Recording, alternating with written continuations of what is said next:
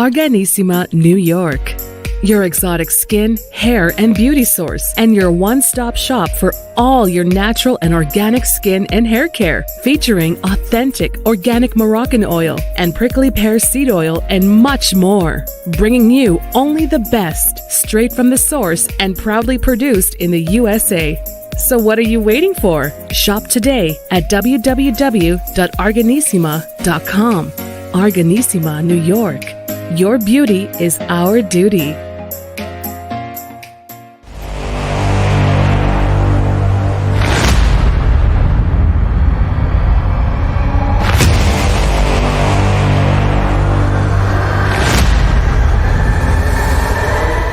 Folks, welcome back to the iHealth channel. iHealth Radio with your host, Hurricane H. New day, new show, new topic. Great topic, actually.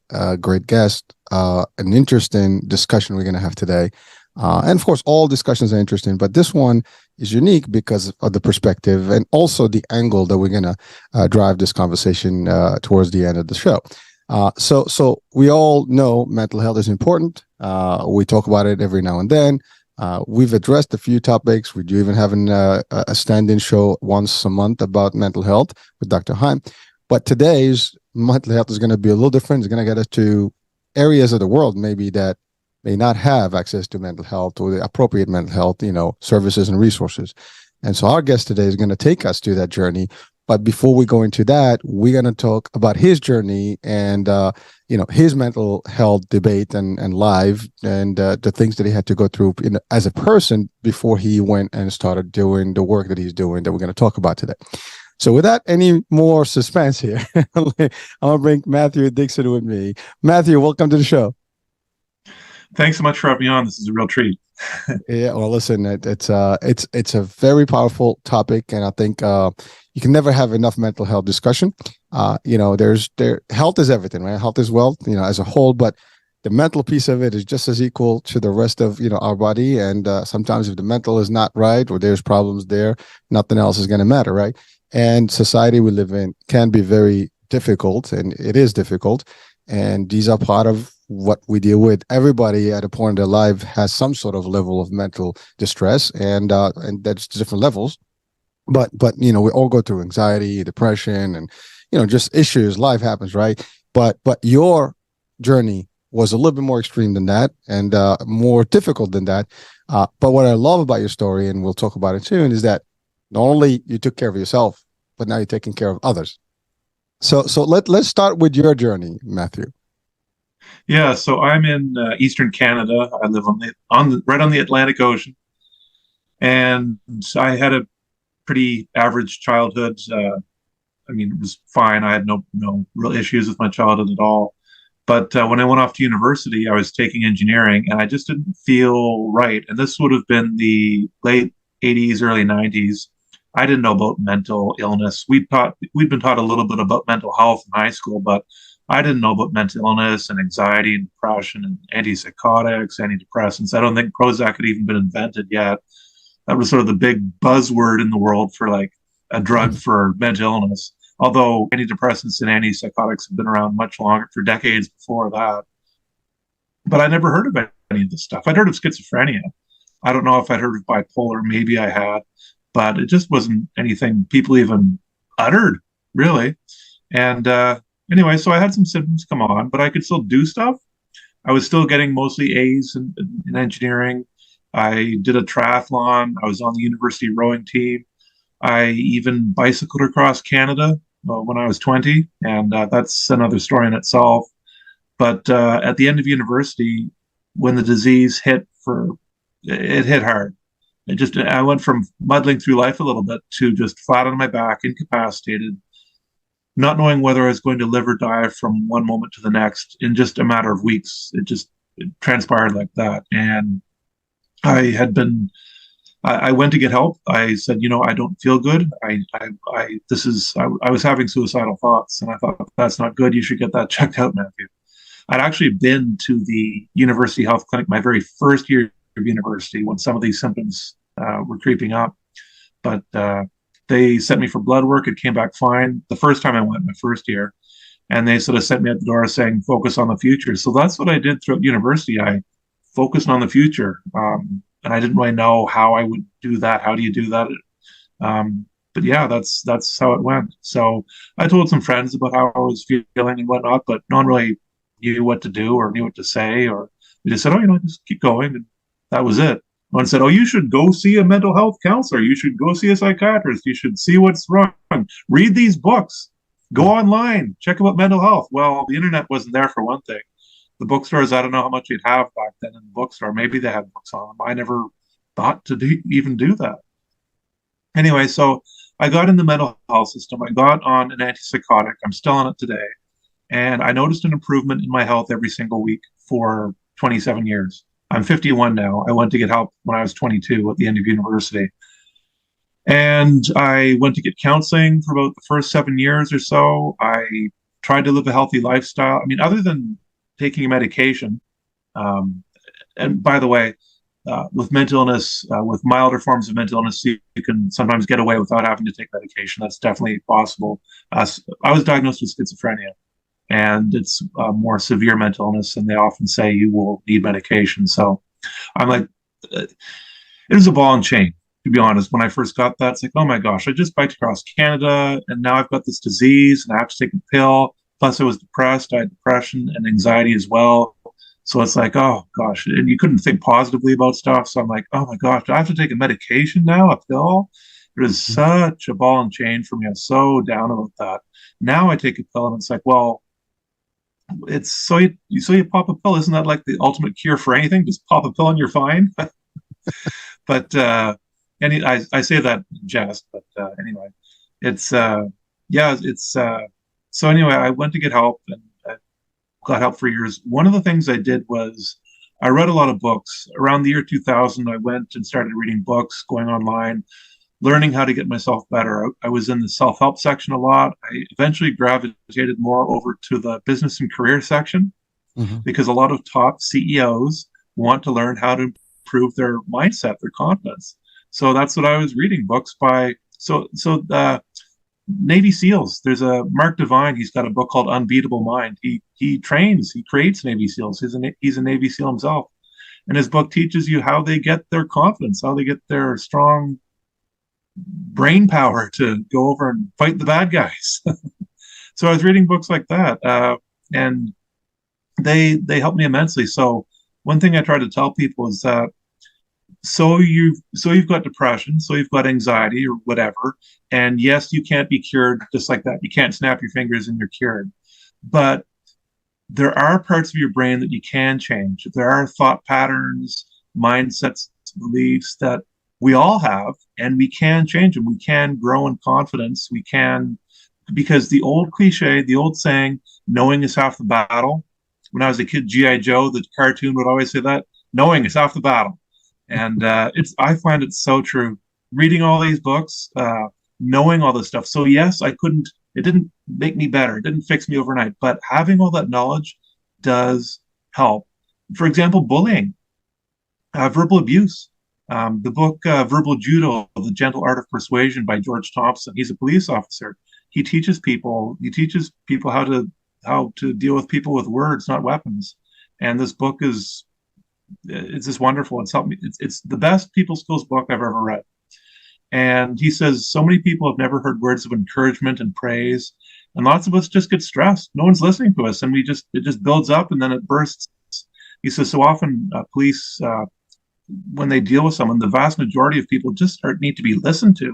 All the calls they go on, they just need someone to listen to them, to vent and get off their chest. He says sometimes you have to use force, but oftentimes it's just let the guy vent. So, but anyway, he says, for example, bullying. There are so many people. He says verbal abuse is rampant in our society. It's rampant.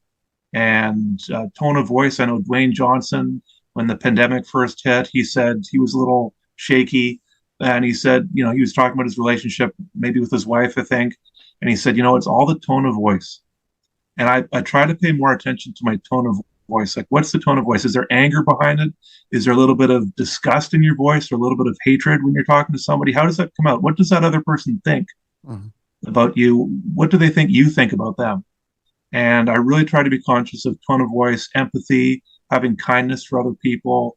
And Yeah, so it's so I mean, books on bullying, how to deal with a bully, how to deal with someone who's harassing you with verbally. How do you, well, there's books written on them. And so, yes, you may be in a situation like me, being somewhat still sick. I kept improving. I improved weekly for 27 years, so I was always getting better. But having this knowledge in your head, when someone comes up to you and gives you a tone of voice or some cruel words, how do you deal with that? Well, if you've never read any books on that, how would you know what to do? But if you've read the books, yes, it may still be hard for you to go through that. Yes, you may not be able to know what to do or to act on it the right way totally. But having that knowledge, you know more what's going on and you know what the right thing to do is, even though you might not be able to do it. And it helps. It may be still be, you're still sick, the person is still abusing you, it can still affect you, maybe greatly, but it decreases the stress, it decreases what you go through. And that's why, I mean, when you're desperate, I was desperate for help. Please, somebody stop this. Please, somebody stop this pain. Make me better now. Can you fix it now? Anything you can do to stop that, you're desperate for tools. It's like finding a grizzly bear or a cougar or something, and it's on you, and you're down on the ground, pinned to the ground, and your arms are searching around for something, a stick, a stone, something. You can bash it over the head to stop it. You're desperate for tools. And I really encourage people to do the nerdy thing and go to the library. Seriously. You said the L word, man. Library. Wow, think of the past. So it still exists. I mean, they're still good, but I mean, with Google and everything now, it's a little different. That's funny. It kicked me out. well, so Matthew, you've covered a lot of stuff already in your journey, and I'd like to just dissect it a little bit, piece by piece, literally. First things first, schizophrenic diagnosis of schizophrenia. I mean, I think what the common folk will probably refer to as double personality. Is that what we were talking about? Or is that part of what a lot of people, yeah, that's what a lot of people think. There is a thing as double, split, or multiple personality. Those do exist. And I'm no expert. The only official certification I have is an engineering degree. So please say whatever I say, listen to it with a dose of healthy skepticism. From what I've read, split or multiple personality happens because of severe abuse. But it does exist. You'll see people online or on shows that have like 20 different personalities. I was never like, that's not schizophrenia though. It's schizophrenia. Your world sort of is altered somewhat. For me, it just becomes very scary. It's like ever wake up from a nightmare and you're still awake, but you still have that creepy feeling going through your body. And it's like, and for me, I'm like, oh, I don't want to fall asleep. I try to stay awake because I don't want to go back into the nightmare. And that's what my daily life was like. The old cliche, the old saying, living nightmare. That's what it was like. It's very, very scary, very creepy to go out, to get up in the morning. It's like watching a horror movie. It's not all sunshine and butterflies. They make the movie so it's scary and creepy with the sound and the lighting and all that sort of stuff, the actors and the voices. And that's what daily life was like. Just very, very scary. And but for the facts of schizophrenia, 1% of the population worldwide has it, male and female, every country around the world. And there's some mystery around it. It is sometimes known to skip generations, but that's not all the time either. I mean, in my family, there's not much mental illness at all, actually, in my family. We did find a relative back in the early 1900s who had schizophrenia. But so with schizophrenia, it's hallucinations. I was in the 25% of people with schizophrenia that don't hallucinate. But for those that do, the 75% that do, those hallucinations can be any of the five senses. They see things, hear things, touch, taste, smell things. And they can be relentlessly tormenting. Like a voice in your head is yelling at you, abusing you from the moment you wake up all day long. You're tying your shoes, brushing your teeth until you fall asleep at night for years. So, but at the same time, some people have actually beautiful and enjoyable hallucinations. So I'd say for the most part, though, they're very, very difficult to go through. There is some good news on that with hallucinations. They have a thing called avatar therapy. They can take someone who's having hallucinations. You go into a room, there's a computer there, and there's an avatar on the screen. You doctor the avatar up so that it looks like or represents your hallucinations. In another room, there's a therapist. You can't see them, but they will talk to you through the avatar on your screen. And the whole idea of this is that you stand up to your hallucinations. You say, no, you're not going to be in charge of me. I'm the one running the show.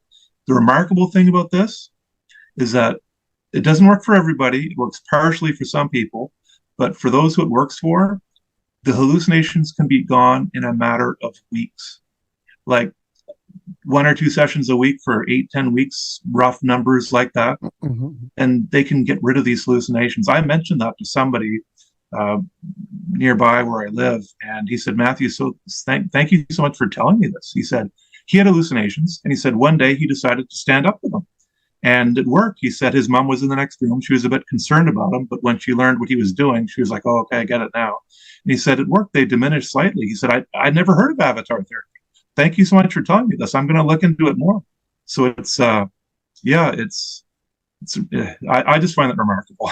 Well, it sounds like it. I mean, again, first of all, thank you for breaking that down. Again, the idea of having a voice or feeling things or smelling things or hearing things constantly, I mean, that's creepy for most of the part. But if you live with that, I mean, you would literally have different thoughts because you don't know what's real, what's not real. The world just kind of scrambles up. I mean, I just, not going through it, but just hearing about it from you, I cannot possibly imagine what that was on a day-to-day basis, waking up and just having to deal with it. And then you start to deal with society. That's dealing with it one way. It's one thing, but also applying you and working throughout everything else around your life while you're going through this. You're probably going to alienate a lot of people. People are not going to understand you. It's going to be tough to deal with folks, and they're not going to understand what's going on with you, especially the remote folks. I mean, to your point, I mean, maybe family members, once you're diagnosed and everything, they know what's going on. They're going to be more careful, more caring and stuff like that. But the people that don't know, you go to a store, you go somewhere, they're not going to know. So living in society is going to be very difficult. You talked about bullying. People bully people for no reason. Imagine if they think that you have something different or wrong, right? They'll just take over. I mean, because unfortunately there are people that are just, they love that stuff. It's like they thrive in this. And now with social media, it's even worse. I mean, you got people that just do that, free willy. They just do it. Yeah. So it is difficult. Now, 27 years of regular treatment and doing this, ultimately you were able to adjust, and you said it, the books and the reading, have to have some guidance and some tools. You actually literally took the tools, and you talked about knowledge. No one is half the game or half the battle. I mean, not knowledge, there is expression, knowledge is power. And some people may define it not so much it is power, but it leads to power because you're in control. You have more tools, and you're prepared better. And if you know about things, I mean, there is that movie about knowing. I don't know if you've seen Nicolas Cage. No. It's called Knowing, and it's about this lady who has this future. It's kind of sci-fi. It's kind of religious. It's a little weird, but the idea is the idea of knowing what's going to happen. Was scary in that movie, but the idea of knowing anything that can be also good. I mean, the more knowledge, the more you are literally prepared. If you, that's all it is. I mean, you are equipped, to do certain things. Someone who doesn't know, basically they don't have a clue. They cannot do things, right? And so the idea is, what can you do about it is a big difference for someone who has nothing. But you took any other steps that maybe someone else may not have taken, and you've gone through the route of, I guess, psychiatry and pills and things like that. And we'll talk about that as well, because that's important to understand, because to your point, there are things where people may be hesitant to take, pills or medicine. There are some medications that can be not so good in terms of health wise. They may have other side effects and things like that. And it's very difficult when you get into this. No one can actually understand what you've gone through except you or someone has been through the process. And maybe not even your psychiatrist or psychology, professionals. It's one thing to know about things again and experience it yourself. It's just never going to be the same. I mean, we can describe anything we want to someone, but unless you go through the emotion, you and I, we had this brief discussion before. We hear about things. We think it happens to everybody else, but only when it happens to us, then we're like, whoa. Now you start respecting everybody. this happens in all our lives, and it doesn't have to be in this particular context of schizophrenia, but it's anything in our world. Now, you were young. I mean, that's the other part that's devastating, and it's you're not the only one. I mean, people are going through it today. They've been going through it today, in all these years, and you were just about going out of college and university, graduating. You have a career path ahead of you, and then boom, you just said it. You went to Canada, which would be an interesting story to actually bike in throughout the whole. I hope it was in the summer. Oh yeah. Oh no. Yeah. Okay. but so that's got to be beautiful, by the way. But then you come back and then you have to face the reality of like, wow, there's something wrong. There's something different, and you don't even get to understand it right away, because I'm sure it's probably taken you some time to realize that something was off. Am I right or wrong? Yeah, so I mean, I did go to get help my first year of university, and then when it really got bad, I went again at the end of my fifth year. But I mean, I voluntarily went to get help, but it's I can understand why some people don't want to. It's frightening. It's any big health diagnosis, I think, would be frightening, and it's for some people who don't want to take their medications. There's like I said, some people can get away without medications, but sometimes some people need them. And there's a man, his name's Dr. Javier Amador, and his brother had schizophrenia and did not want to get treatment. And he was just not doing well. Without treatment, his brother wasn't doing well. And his brother did not believe he was sick. And on his Dr. Javier's website, leapinstitute.org, he teaches people how to talk to your family member so that they will take medication. There's a certain percentage of people with mental illness who don't believe they're sick, and it's not even just mental illness. It's a thing called anosognosia, and the doctor who discovered it, he had a patient whose arm was paralyzed. The patient did not believe his arm was paralyzed.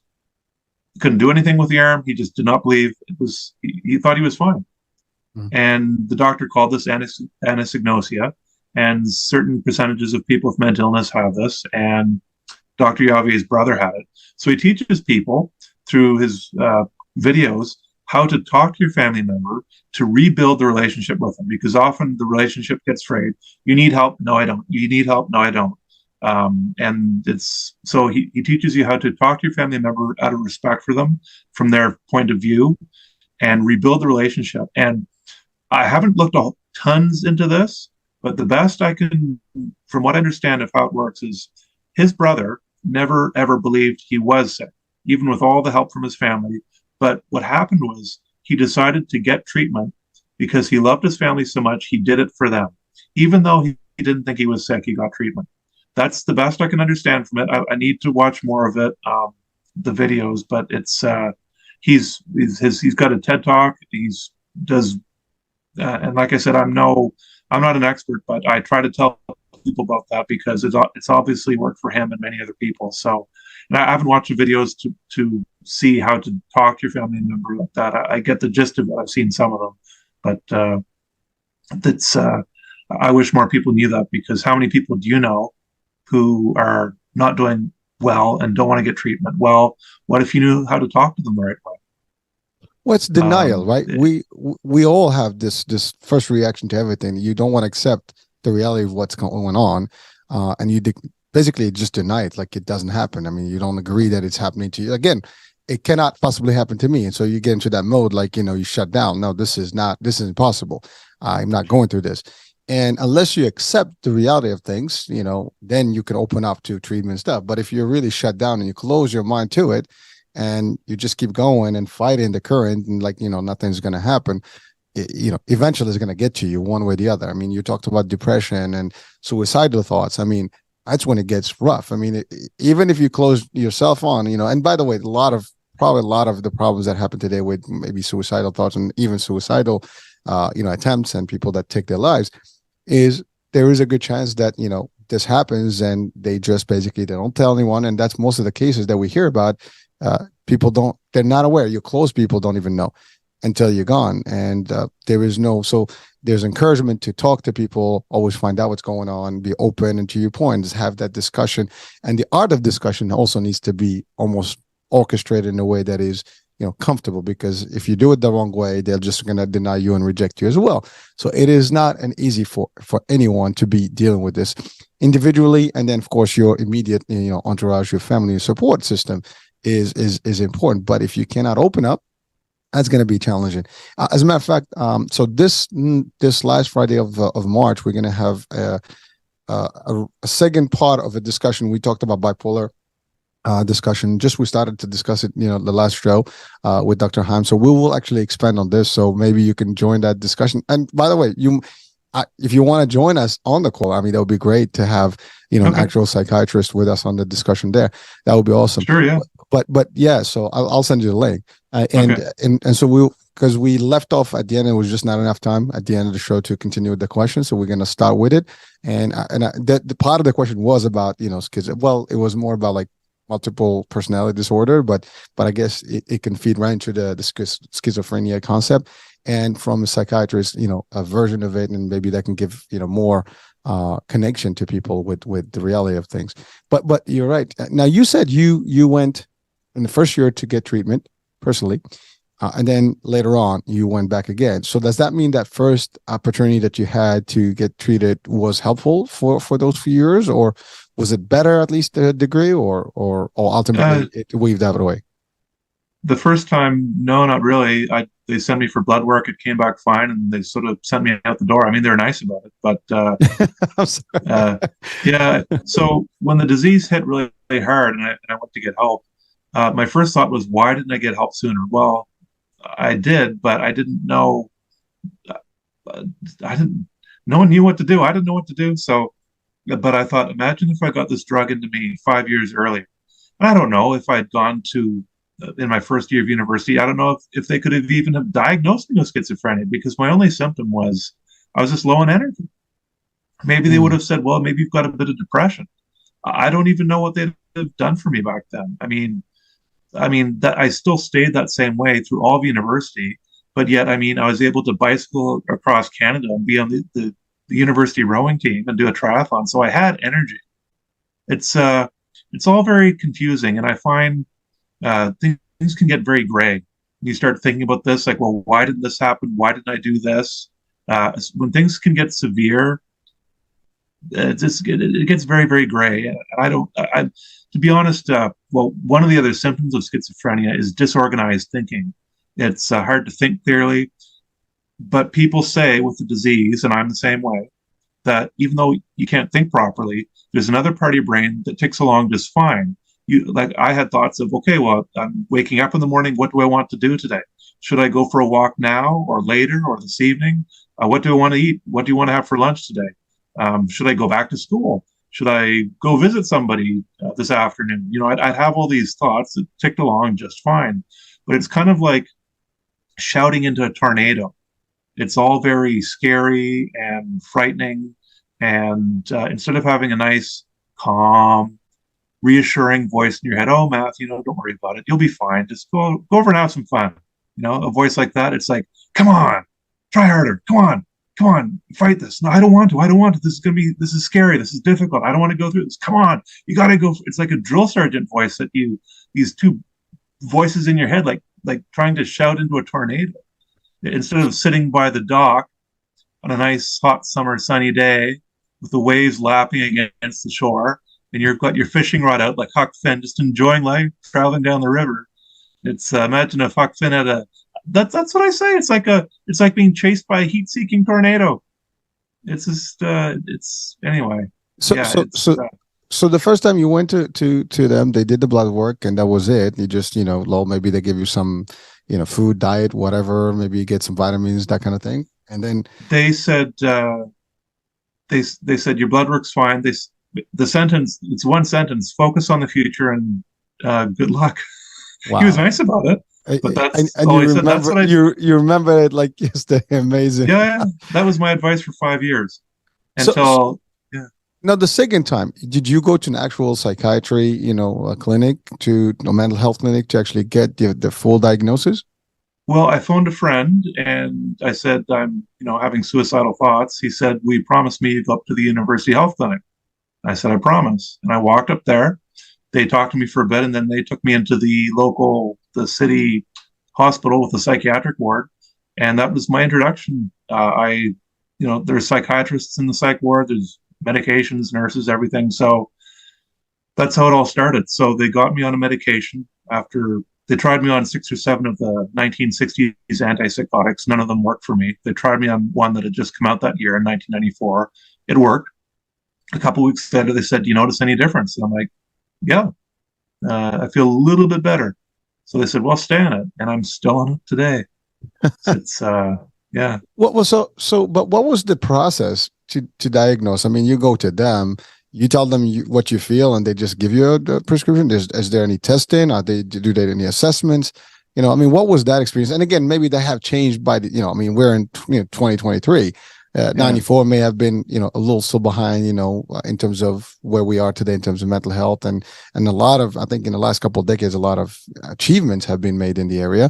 But in your case, what was that like the process that you had to go through, at least to identify your status of schizophrenic, and then, what will be the immediate solution, which again, let's get you on some meds and ultimately test out a few of them and then get to this one, and which ultimately did work, because it's still that's the only medicine I'm assuming that you're on to date. Yeah. So you were one of the first ones, and it's working, and that's great. And by the way, again, I'm not a big fan of meds, but if you have to take meds, you have to take meds. And some of these things, do, like, even most of the doctors will probably not go firsthand, here's a med to cool you down and to calm you down. Only if you're extremely, agitated or whatever, they might do that to just, shut down your symptoms, I guess. But the ideology is that they try to work with you a different way. And then, if there is a need for help for drugs, they do the use of that. So it changes the dynamics. But your process, I mean, was that a couple of days of testing and assessment, or? So it's over a matter of weeks. Okay. And they tried me on 6 or 7 of the older drugs over, so like a week or 2 each. None of them worked. So psychiatry is the only profession where they don't actually look at the part of the body that's sick. They don't scan your brain. They don't. It's the only profession where they do that. Is that still current, or that was just then? Yeah, they don't do that, but some do. There's a Dr. Daniel Amet. He's in the States. He's a leading brain scientist. He's got tons of books and resources, and he scans your brain. And he's got a book called Change Your Brain, Change Your Life. And he talks about how he breaks the brain up into like 6 or 7 different areas, major areas. He says, and he has them all laid out there for you. He says, look, if you've got too much activity in this part of the brain, you're going to have this mental health problem. If you have too little activity in this part of the brain, you'll have this mental health problem. So they scan the brain to look for either underactivity or overactivity in the major regions of the brain. And he can, just by not even listening to you or looking at you, he can just see a picture of your brain and say, you likely have these problems. So they've done it. They've done it. It's just not out to the masses. He has scanned thousands and thousands and thousands of people's brains. And he said he has trouble finding enough people with healthy brains to make up the statistical parts of the studies. Basically, he's saying a lot of us just don't have healthy brains, even though we may not have. I tend to agree. I mean, it's a fact. I mean, we live in a society that we all kind of have some sort of an impact by the way we live today. I mean, there's no way. I mean, everything around us, between the environment, the news, the stuff that we get fed from the beginning of, from our birth on, you're exposed to all these elements, and to a degree, and what you're exposed to becomes you, right? It becomes part of your nature. And again, you watch movies, right? It's we've heard the stories about, you talked about horror movies, right? If you watch enough of those, it becomes kind of like part of you, right? There's that. Your subconscious is almost, conditioned to those things. You see a lot of carnage and blood, you become just bloodthirsty. I mean, there's all these, connotations that we hear about, but we don't kind of pay attention to them. We think we're strong. We think we can overcome these things, but we don't realize the damage that they do to us and how we apply them in, anger, right? Many of us are just angry for no reason.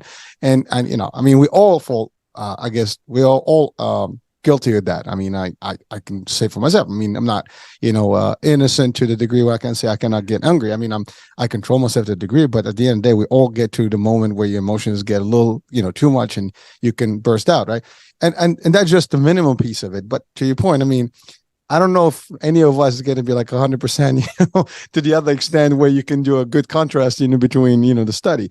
But it nevertheless, we have to try. And I guess that's a pioneer in this area. And hopefully that in a couple more years, this becomes a lot more relevant and more, prevalent and used in the actual treatment of mental health issues. And hopefully, we'll get more.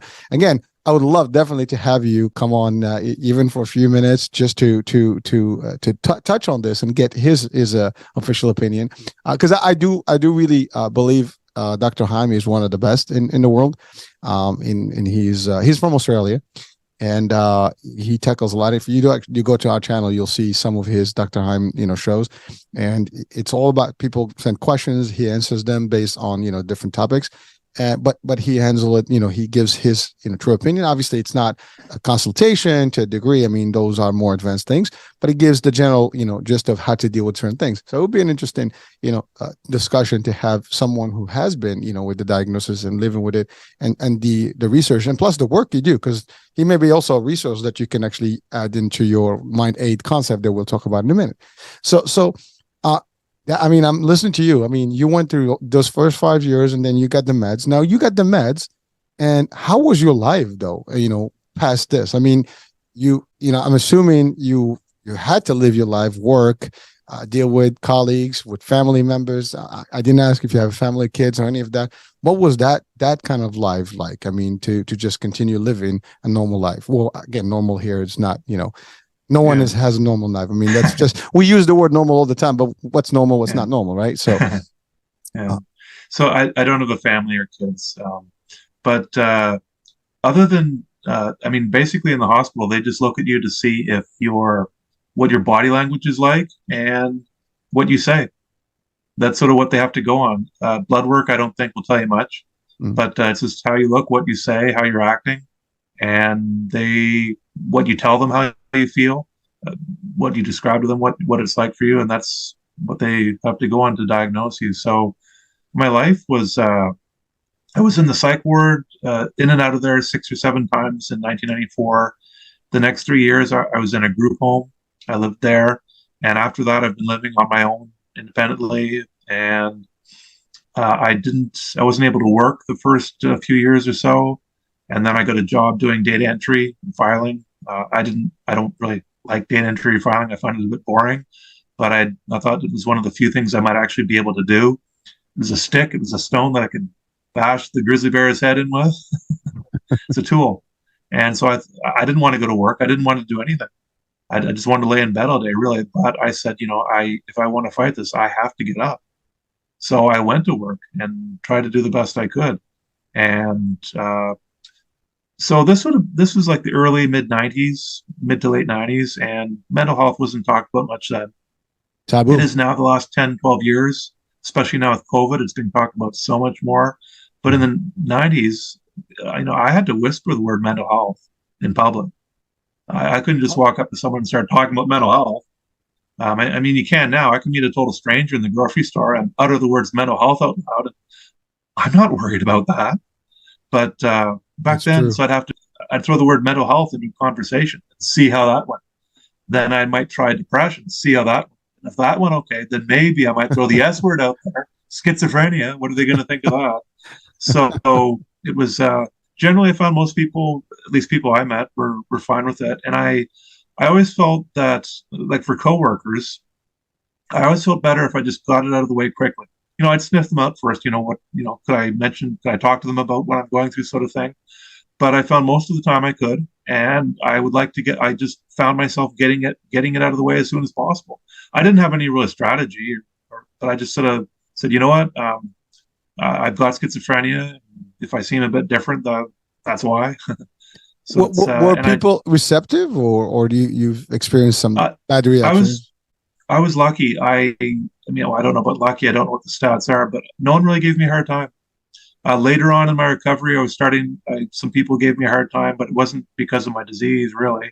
or I mean, not focused on like targeting, like harassing me because of my disease, but it was, but I prayed in the early years that no one would give me a hard time, because I really didn't know how I'd cope with it. It's tough. I mean, I probably would have coped with it okay, but it's very scary. It's when I mean when they told me what I had, schizophrenia, the psychiatrist said, Matthew, we've been talking with the team and we think you have schizophrenia. So I asked a nurse in the hospital in the psych ward, how long might it take before I get better? And she said, sometimes it takes a couple of years before people feel like themselves again. I don't know where she got that number. A couple of years, 2 years? Did she pull it out of a hat? Well, I don't know. I think now a couple of years has been just to a general term of a few Something years. Something to say to this poor guy in the psych ward just diagnosed.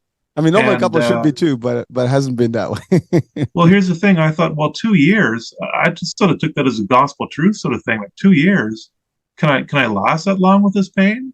I didn't know. I could barely hold on for the next 2 minutes. And anyway, I sat there and I thought, well, do I fight this or do I just say bye to the world? And a few seconds went by and I said, you know what? I'm going to fight this. I'd weighed no pros and cons. I just said, I'm going to fight this. I don't know why I came up with that decision. No idea. I just said, I'm going to fight this. And then I thought, well, okay, you've decided that. How are you going to do it? And a few seconds went by, weighed no pros and cons, weighed no tactics or strategies. The next thing I thought was, I'm going to put my life on hold.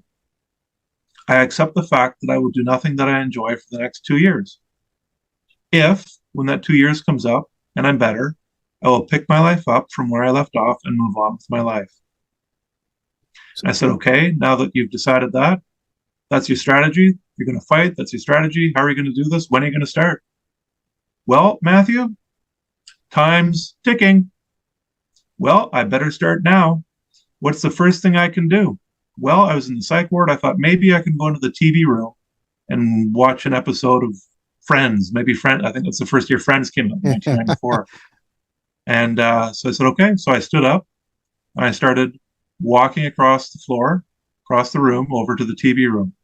And it was a feeling of purposefulness of, do you know the saying, running the gauntlet? In the old days, there was if you were a warrior, like if people were shooting at you from the sides, you just head down straight ahead and hope to God no one hit you with arrows or sword, whatever they're throwing at you. Just head down. Be faster. Yeah. Oh, yeah. And it was sort of that feeling of me walking across the room. It was very, very just head down, and I'm doing this forceful walk, like I'm going through all this, and that's how it started. That was the start of my journey. But again, just here in 2 years, or a couple of years, and you were having difficulty with few hours, an hour to an hour, day to day, but you made the right decision. Ultimately, to your point, there was two choices to be made, and you picked the right one, and you did it. And by the way, it was meant for a reason, and the reason is what got you to today. And we're going to talk about that literally in a couple of seconds here. And one question that comes to mind is that, we've talked about other people's relationships and stuff like, what about your family in terms of going through this process? Was there any help, any support system from them? I mean, I'm assuming that they were there to guide you through this, and maybe I'm wrong.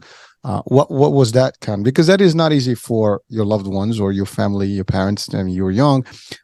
That's got to be also challenging for them.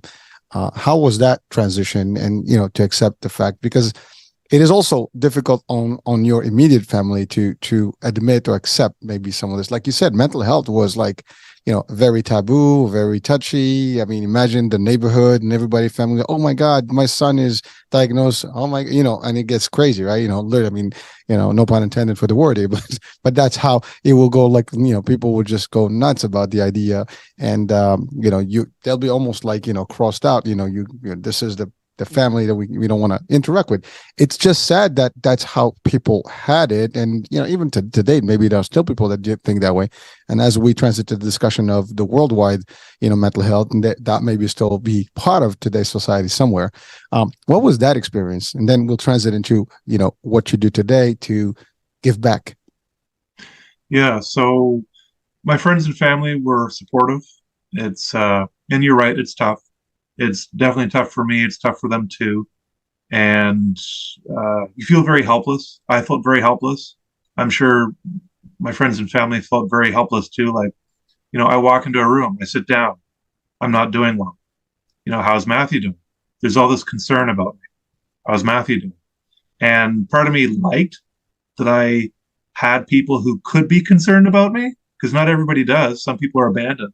But at the same time, I'm like, I don't want everyone concerned about me.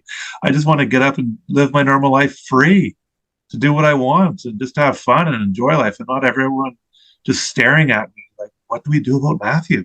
What do we do? I'm sitting there thinking, well, I don't know what to do. I'm sitting here, maybe we could watch a TV show. Maybe we could go for a walk, have a bite to eat, whatever. It's I have been doing some Zooms recently with family members of people with schizophrenia in Canada here in some places, and I'm taken right back into their kitchen, their living room, and they have a family member who's not doing well with schizophrenia, and it just takes me back to those days of the desperation, the helplessness. Like, what do we do? What do we do? Is there anything? What can we do? Is there anything?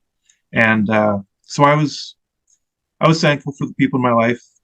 At the same time, I wished they back then knew more of what to do. With the resources we have now, and you're right, like the last 20 years with research into the brain, people talking about it so much more now. It's I'm not saying people going through mental illness, it's a walk in the park now by any means. I'm sure there's still the terror and the desperation and the unknowing and the helplessness, but there's just a lot more tools now, and there's more just acceptance of it, and that's got to help. That has to help. So yeah. Matthew, you went through your journey. You really pushed through it, and you've actually prevailed. And you've turned a whole new key. You've started helping people, which, again, not everybody takes that route, whereby they went through something, a bad experience in life, and they went through it with really strength and successfully, and now they want to make sure that other people don't go through the same journey or the same difficulties that you had gone through. But you chose to do that, to be a resource to help, and you decided to create your own resource platform, Mind Aid, but with a spin to focus on people in underdeveloped countries or war, places in the world. And there's there's always a war somewhere, and there's always going to be devastation somewhere. Unfortunately, that's the world we live in. But also, there's still countries that don't have appropriate healthcare, let alone mental health care. And then there's also cultures, religion, aspects around the world that may not accept, the discussion about maybe mental health, or even accept it in the cultural realm. You do not talk to this family because they have someone that is completely, off, whatever the case, how they would define it. But that's reality today. And we tend to always kind of focus on the Western piece of it, in the US, Canada, maybe Europe, but the rest of the world may not be up there. In some parts of the world, yes. Developed countries versus, undeveloped would be two different places. But the idea that you took the initiative to create a resource for people and promoting different organizations that do help and take some resources and help across the world to those needy, individuals around the world where the care is not available. To your point, maybe not even there's no mental wards or psych, wards or any mental health clinics. Maybe there's one in the whole country with maybe one doctor. Is it enough? And we just talked about how this world is today, that we all kind of have some level of distress. You would think that, that's going to be overwhelming for one particular provider or a couple providers. But so what got you into the concept? First of all, I commend, your, initiative, and I really kudos to you and congrats for giving back. And even going through these, like you said, you're doing Zoom, you go into some people's homes and help them and guide them, because you can relate to this whole, experience and journey, and you can give some guidance. Because there's, we have a saying in my culture, we have a saying, don't ask, the doctor, ask, maybe I make it wrong, but the idea is that you ask someone with experience, you probably get more. I think that's the gist of the translation will probably be butchered, but the idea is that when you ask someone who has been through the actual trenches, it's never the same, because that's where you get the real motor, the real thing. Because it's one thing to read about things and one is to experience it. Now, you can talk based on your own experience. And of course, it may be different, because not all the experiences are the same. But you can relate to the best compared to the parents or maybe family members, because they have no clue what that person is going through, but you did. But now you took care, of this opportunity and started an initiative called MindAid. It is your website. It is a resource. So let's talk about that and why specifically undeveloped countries. Yeah, so a lady saw me at my worst in 1994. She said, I looked like I was walking through a world of flying glass. And I'm like, yeah, exactly. Thanks for noticing, because that's exactly how I felt. Mm-hmm. And my heart went out to people who have mental illness and extreme poverty and war. And like, how do they do that? I went through treated mental illness in a sleepy part of Canada, and I felt like I was living in a war zone. I don't know why, but I never went looking for content online on mental health in developing countries. I have no idea why. But in 2017, TED Talk burbled up into my Google feed, and it was by Vikram Patel.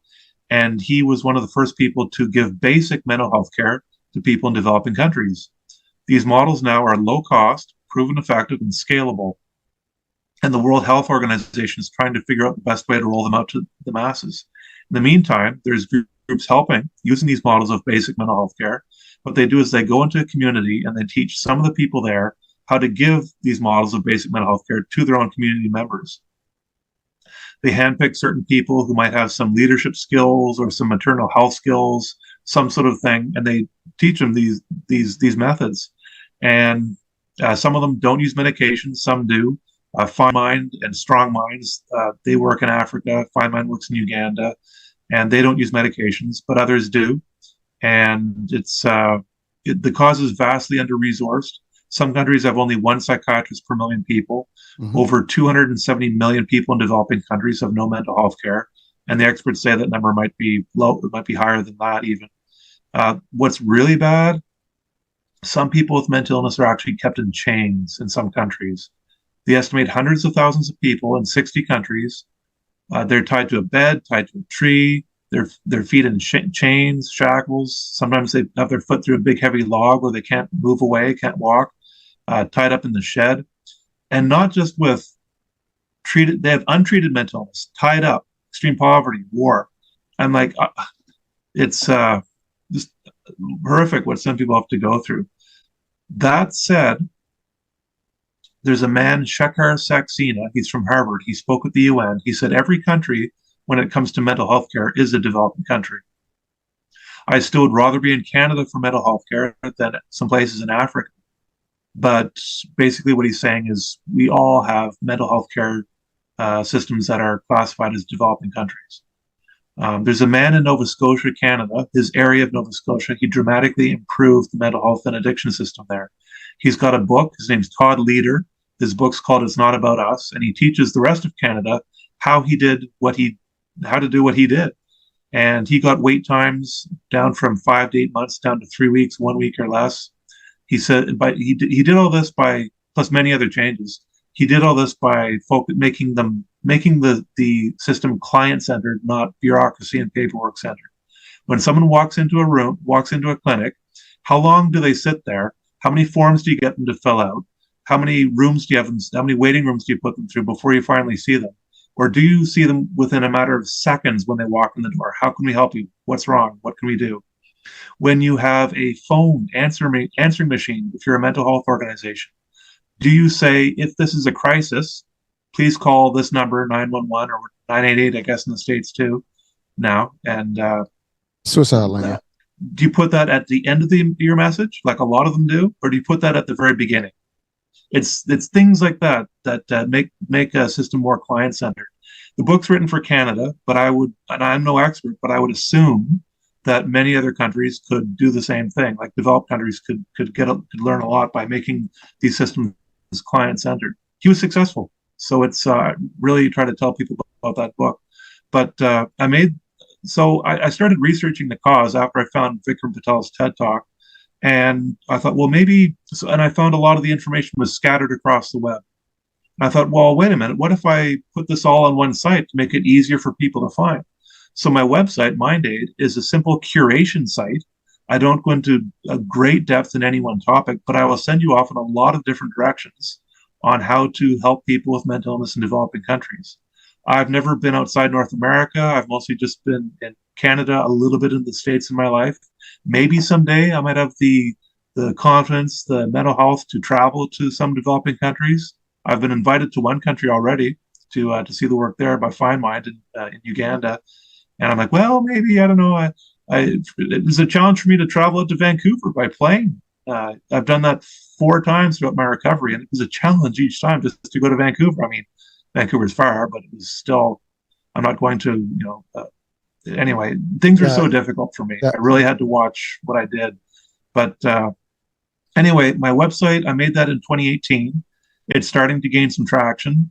It is actually the world's first website with all the groups helping the cause of mental illness in developing countries all on one site. And that's starting to get, I was in LA Weekly recently with 4 million readers. Very happy about that. And I'm getting on some podcasts like yours, plus others. I'm enjoying speaking about it, being up on stage and screen, and I'm wanting to speak more about it.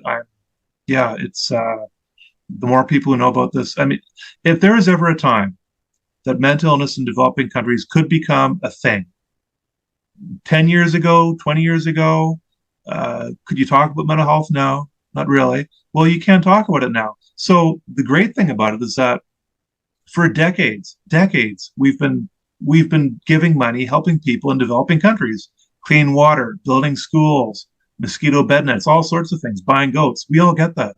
We get that. That is so common. Now, all I'm saying is now that we're talking about mental health, especially with COVID, bringing it wide out into the open, can we bring in this other cause of mental health that affects so many people, hundreds of millions?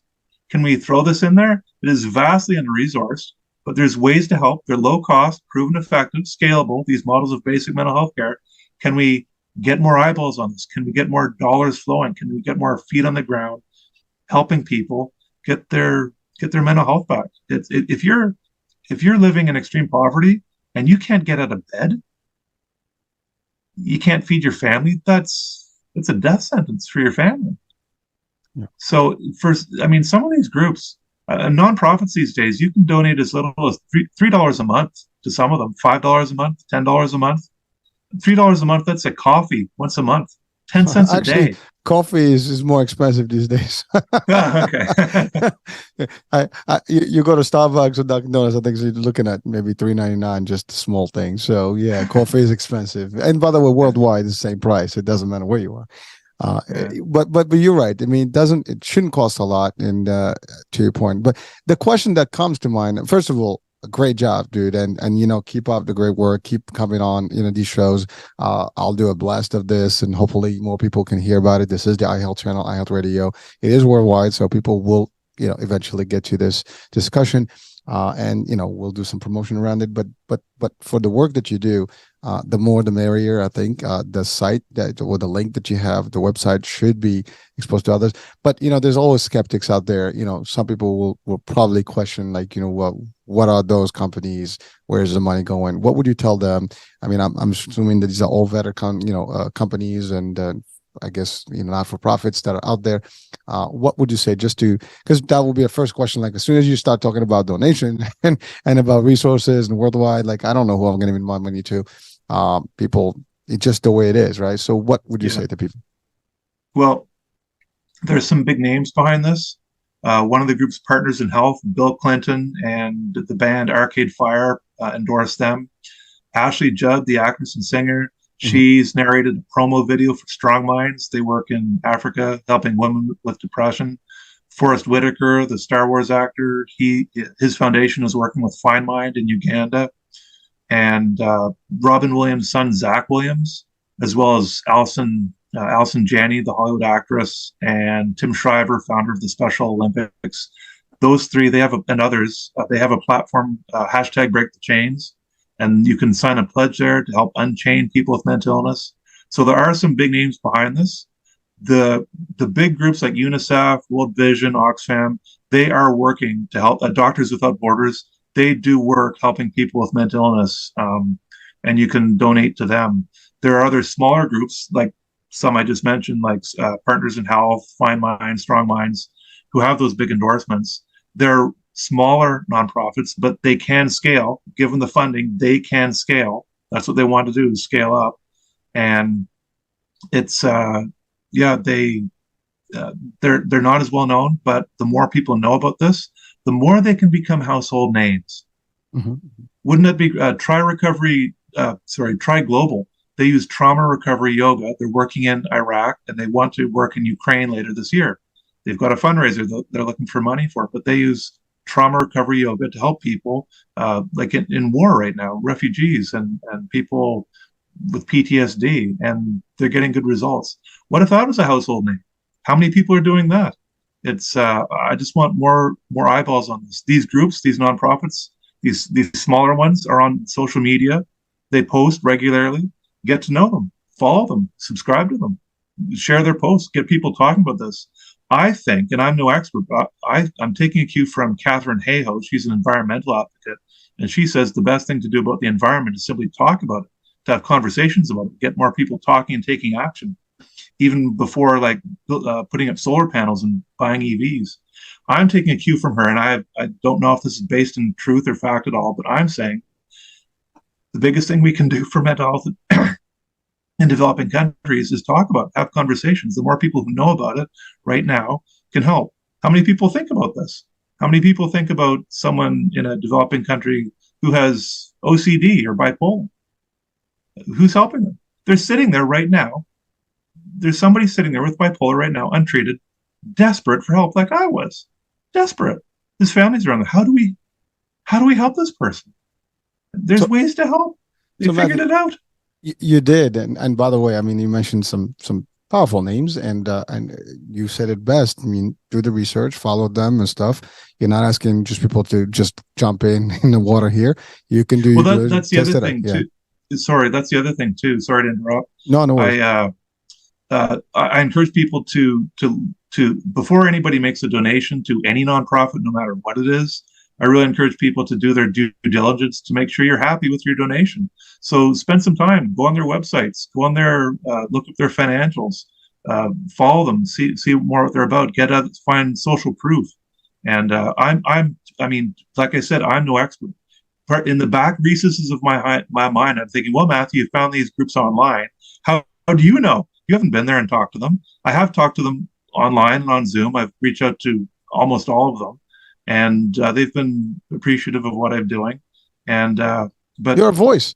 You're a voice that promotes, the solution to helping people, just like you were seeking help, and maybe you were able to get it in the Western world, but developed countries may not have access to your point. And maybe one doctor to 1 million or plus, and it's not even remotely acceptable, but. Yeah, I'm not a charity rating or evaluation agency, and that's what I want to get. Find more people who are better at this than I am. I'm not even good at that. I don't know how people do that. But to have someone, I just want more officialness about my website, and I'm working on that. I'm trying to find more people to, because I'm new to this. I'm a newbie. That's one thing I encourage people to do. Is if you want to help somebody in your life. So many of us don't go after our dreams. Things we want to do, we don't go after. We watch another show on Netflix, we eat more junk food, and call it a day. We live on the couch. But if people went after their dreams more, and that's what I'm trying to do. I'm no expert. I'm just some guy who grew up in a small town who stumbled upon this cause and is trying to help. You can help. There's so many causes out there needing help. So many people need feet on the ground. And I simply was reading books, learning how to do this. I was reading books on how to public speak, how to advocate, how to make a website, do social media, fundraise, start a nonprofit. There are courses, there are books on how to start a nonprofit. I've been reading those. Mm-hmm. And I really encourage people to just start doing something. Take one small step. You may not, that small step will give you a bit of confidence. Take another small step. That'll give you more confidence. Don't wait for the confidence to take action. the actions will slowly give you the confidence over time, like building a brick wall or a brick house.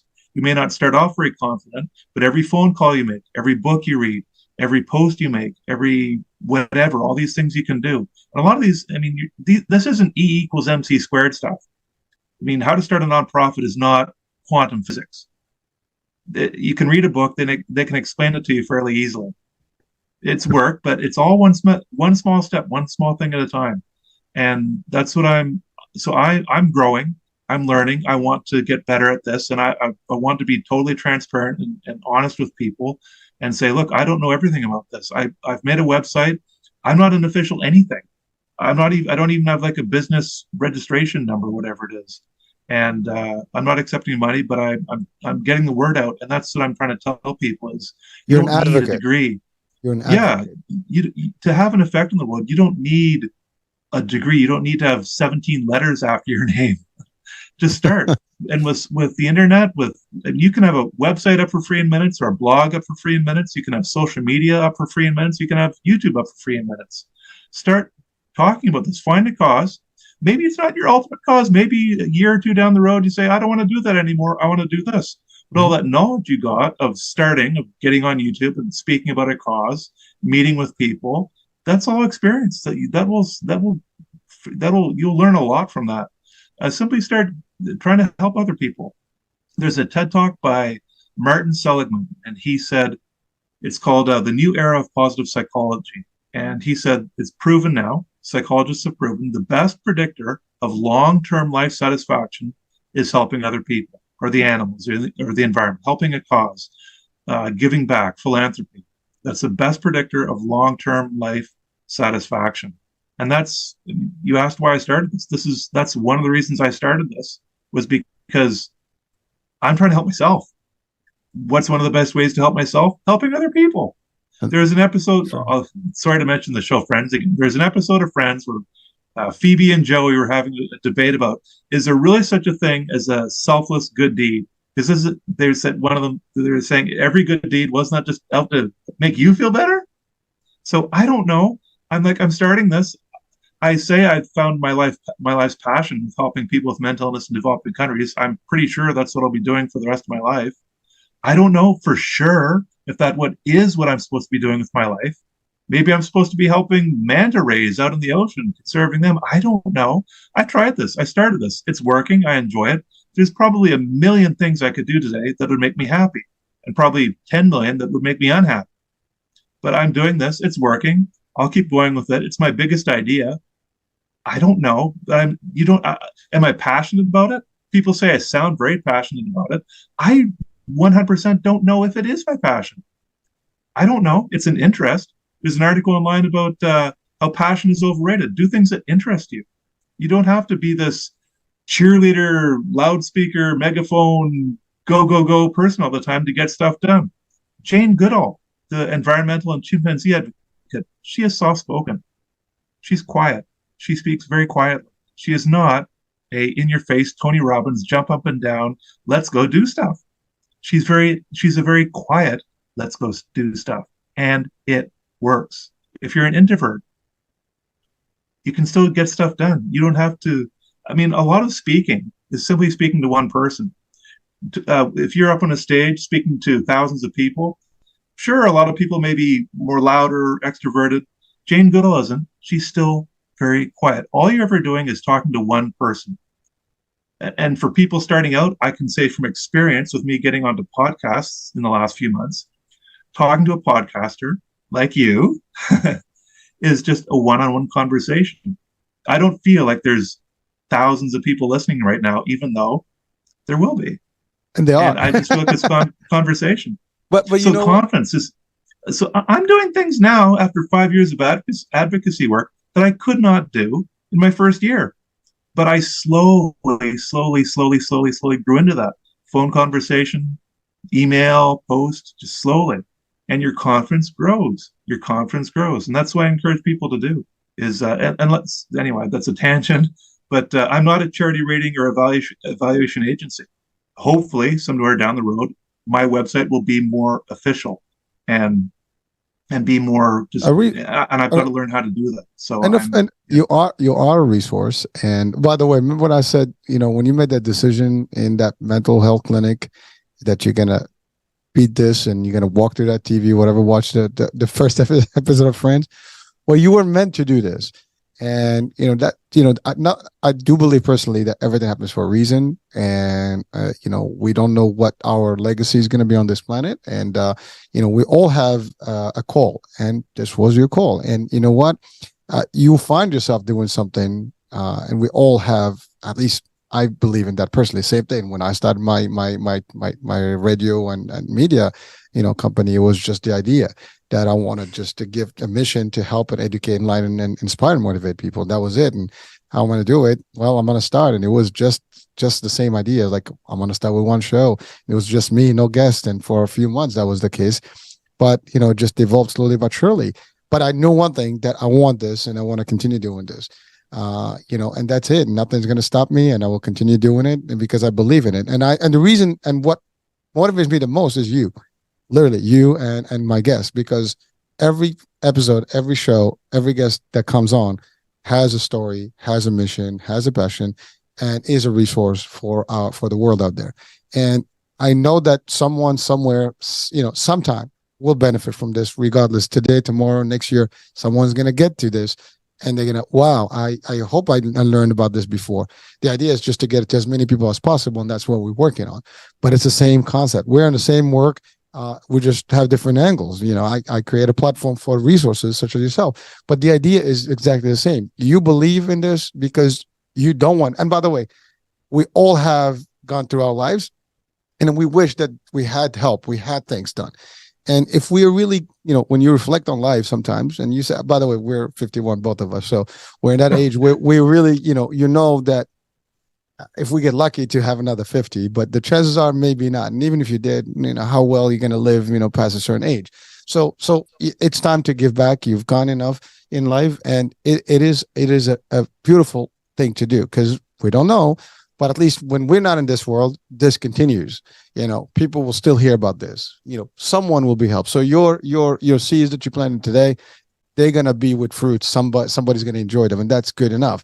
And for me, at least knowing that as a fact, I'm happy with it. So what you're doing is really that, and you're taking it on the road. Like, you're right. I mean, in Canada, in the States, we have a decent healthcare system, because that's still a tough discussion we can have, about how well they are and stuff. And mental health is not the greatest, even to your point, even in the States or Canada, and probably not even around the most advanced countries.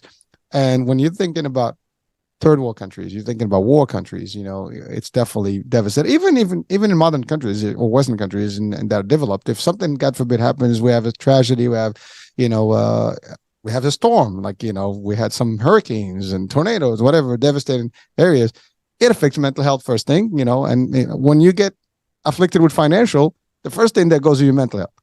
That's almost a clear, you lose your job. Oh my God, you start losing it. You're depressed, your anxiety, all this stuff happens.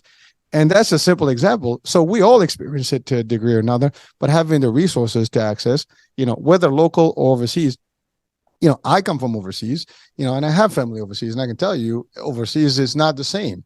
The world is not as we think. There's poverty, there's limitation of resources. As best as those countries can do, they're still not where they need to be, right? And so resources and companies that are reputable, that are able to do these work and a charitable help, and assistance in those places is a good thing. What you did is really create a resource platform that has a focus on mental health, and for certain countries in the world that actually need it the most.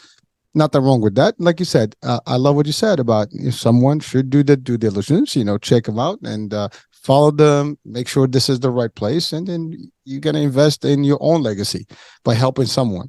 And that's all there is. And again, there is always a beauty in helping people. I do believe in that. There's a sense that is unique when you give, as opposed to take. Some people love to take, but there is no real satisfaction except when you give. Because you can have everything and it's going to become nothing. Because once you have something, you can dream of anything big, and once you have it, you use it for a couple of days. Okay, cool. I have it. Yeah, it's really, that's how we all do, right? You dream of something, you do it, like, okay, now I have it. So what's the big deal? Work, same thing. Doesn't matter, money, but the satisfaction that we have when we give is just, there's nothing like it. Period and out. And we can enjoy everything in our lives, but when you know that somebody's going to benefit, there is just a level of feeling that is unique about it. And the more we do it, the more you just want more of it. It's just literally, it's a drug, but you have to get into it to understand what it means. And most people may not get to that point. And when they do, like, wow, this is cool, satisfying. And it means something, at least you know that you have value in this life, and you give back to the world. We all take from the world all our lives. It's okay to give something back to them. And sometimes it's just putting one-on-one together, resources together.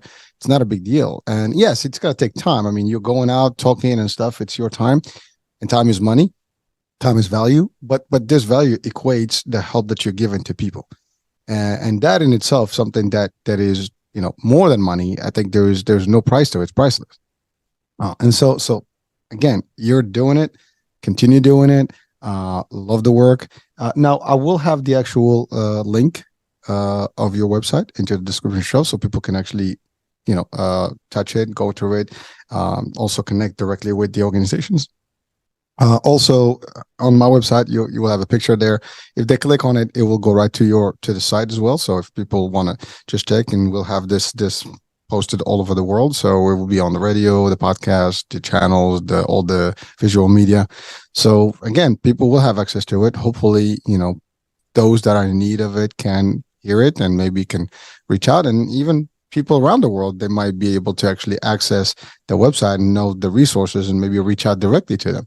See, that's the other thing. As simple as that, it can help, but if you don't know about the site, nobody knows about it, they're not going to know about it. And again, even if I do the search and I do Monade, I mean, I'm not going to think about it that way, I'm mental health help, whatever. It's going to be maybe a whole bunch of stuff in Google that's going to come up. I don't know. But knowing where to look and really going direct to the source, that's important. And you're doing that. So again, I congratulate you for the work and for what you've done so far. And you know what? After the pandemic, it is clear that this mental health is just more relevant than ever. And people are aware of it now because it, to your point, it affected everybody. It's not just one pocket or the other. Everybody's gone through it, and it got worse for everyone. Only the few can, really survive this in 100%, with no impact. But most of us had some sort of impact. Just being locked down alone is got a big psyche, impact in there. So everyone has a need for it. It's just that some people don't have the access to the resources which you do bring. So again, thank you so much for that. I think you've given a lot, and you continue doing this. And I just will support your mission here, and you're welcome to come back anytime and talk more about this. Any last advice you want to give to people, our audiences right now? So a lot of what I've talked about today is on my website under, I've got a link there called My Best Mental Health Tips, and it's in the About section of MindAid. And I really encourage people to go there. I've got, those are my best books, articles, resources, YouTube channels that I found that have helped me. And if you want to get in my head quickly, pick my brain quickly, that's one of the best ways to do that. These are books and things I've talked to people about for years, and things that have helped me so much. I really encourage people to go check that out for their own mental health or somebody they know. And yeah, it's I'm also looking for other podcasts to be on. People can hire me to speak at their events. I want to be up on stage and screen. If you can have any part of that and getting me up in front of people to spread the message about for people listening, if you want to be any part of that, please reach out to me. I will happily speak where I can. Listen, that's terrific. I'm on social media. All my links. Sorry. No, that's all my good. links to social media are on the website. So yeah. You listen. I mean, you're willing, and not everybody is. So again, thank you again for willing and sharing. And everybody wants to share all their tricks, and you're like an open book right now about all those tricks. So people should take whatever they can, and it's available. So yeah, folks, listen. got Matthew here. Plenty of resources for you if you dabble with the mental health, or you know someone that needs the help, or organizations that need the help. Do check in. And nothing to lose. Click in there, see what's worth, and share away. And you can help people, and those people may help other people, and so on and so forth. And therefore, a lot of people will be able to live a better life. And you never know who you help. Maybe not even. You talked about suicide earlier, right? And you don't know who could be potentially thinking and contemplating that. And because of watching or listening or getting into one of those resources, their life can change, and maybe they'll be the next person that's going to change the world. We don't know, but hope for the best, and that's all. And do your best as well, and that's all there is. Well, so Matthew, thank you for being with us for a great show, and for sharing your life and your resources and the work you do. And folks, I hope you enjoyed today's show, and that you've gotten a lot of good information and resources that you can live with, share to others, and just enjoy. That being said, I'm Hurricane H. We'll be talking soon. New day, new show, new topic. Bye for now.